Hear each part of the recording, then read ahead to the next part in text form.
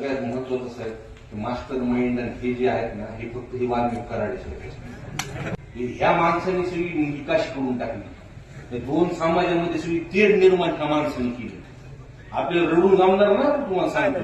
हा रडून असं हे असलं रडलं तर मी तुम्हाला सांगतोय आम्ही बाप्पांनी आम्ही कधी बी त्या दिवशी गावात आलो तुम्ही सभागृहामध्ये ह्यांनी मांडले मी सुद्धा मांडले. घाबरायची घ्यायची गरज नाही बरं कुणाला तुम्हाला सांगतो. आणि भविष्यामध्ये सुद्धा आम्ही ताकदीने साथ देणार जोपर्यंत ह्यांना न्याय भेटणार नाही. एक लोकप्रतिनिधी म्हणून आम्ही गप्प बसणार नाही.